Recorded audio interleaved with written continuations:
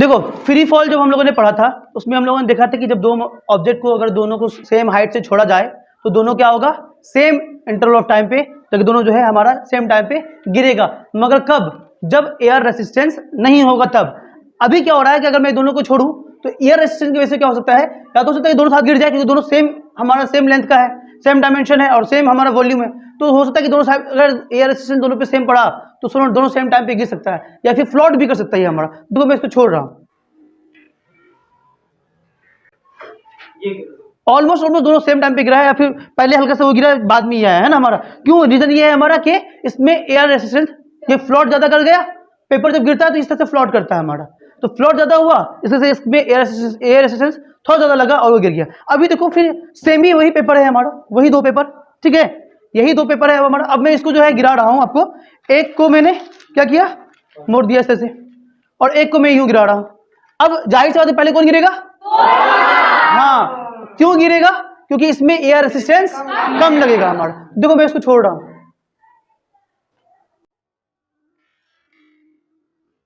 गिर गया, ये लेट गिरा हमारा क्योंकि उसमें एयर रेसिस्टेंस बहुत कम लगा। अब एक चीज और देखो, अब अगर मैं एयर रेसिस्टेंस हटा दूं, अगर मैं एयर रेसिस्टेंस रिमूव कर दूं, तो रिमूव कर दूंगा तो क्या होगा, हमारा दोनों सेम टाइम पे गिरेगा। अब यहां देखो, ये पेज जिसका वेट बहुत कम है, ये एक बुक है जिसका वेट ज्यादा है, इसके कंपेरिजन में तो बहुत ज्यादा है, तो अगर मैं इसको यूं रख दूं और अब मैं इसको छोड़ूं तो क्या होगा, दोनों सेम टाइम पे गिरेगा। आप बोलोगे सर ये तो आप चीटिंग कर रहे हैं ना, ये जो गिर रहा है इसकी वजह से गिर रहा है। ठीक है, मैं एक काम करता हूँ, ऐसे कर लेता हूँ, ठीक है ना, और अब मैं छोड़ता हूँ, मैं एक काम करता हूँ और भी ज्यादा हाइट से छोड़ता हूँ, हाइट में और बढ़ा देता हूँ, ठीक है ना। तो अब क्या होना चाहिए, क्योंकि ये पेपर आपका लाइट वेट है तो पेपर क्या होगा, ऊपर ही धीरे धीरे गिरेगा as compare to this book, कम धीरे गिरना चाहिए, मगर दोनों साथ में गिरेगा क्योंकि एयर रेजिस्टेंस दोनों के लिए मैंने सेम कर दिया है। अब देखो अगर मैं छोड़ता हूं, देखना क्या होगा, देख रहे हो, तो दोनों सेम टाइम पे गिरा हमारा। क्या हुआ, क्योंकि मैंने एयर रेजिस्टेंस हटा दिया, तो पेपर और जो बुक है दोनों एक साथ एक टाइम पे ही हमारा फॉल हुआ। क्लियर है? सेम एक्सपेरिमेंट अगर हम लोग मून पे भी करेंगे तो वहां पर भी दोनों जो है हमारा, अगर मैं कोई दो ऑब्जेक्ट को छोड़ दूं, वो मैटर नहीं करता कि वो दो ऑब्जेक्ट का मासेस क्या है हमारा, ठीक है ना, लेंथ क्या है हमारा, ये कोई मैटर नहीं करता है, उसका डायमेंशन क्या है इस पे मैटर नहीं करता है। जब छोड़ेंगे हम लोग तो वो सेम टाइम ऑफ इंटरवल पे ही वो हमारा नीचे गिरेगा, क्योंकि मून पर क्या है हमारा, एयर रेजिस्टेंस जीरो है, एयर रेजिस्टेंस जीरो नहीं है वहां पर हमारा। क्लियर है? तो ये था हमारा इस पे बेस्ड।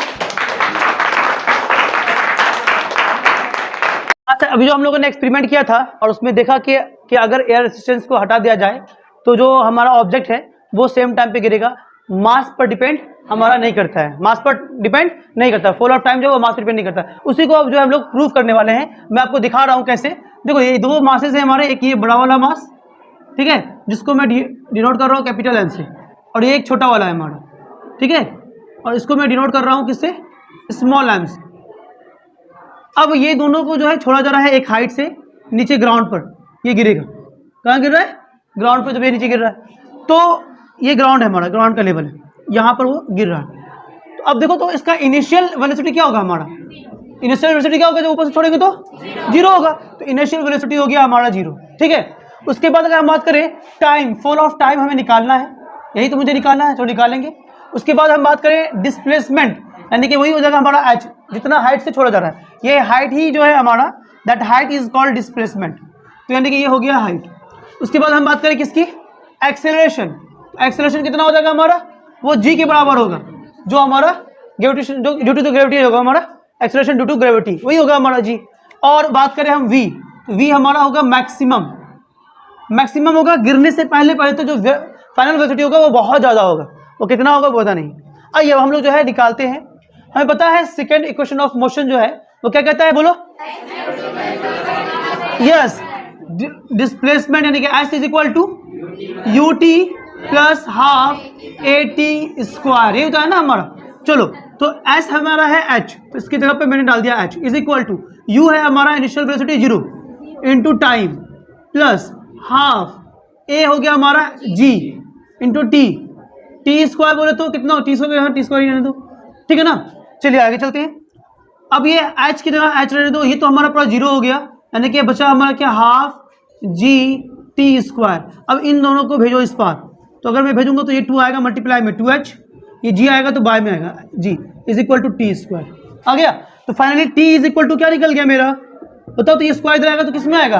अंडर रूट हो जाएगा, तो रूट अंडर 2h अपॉन जी।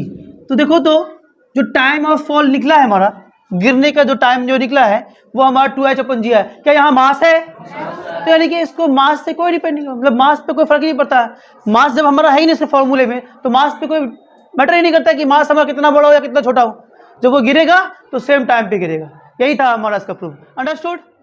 चलिए।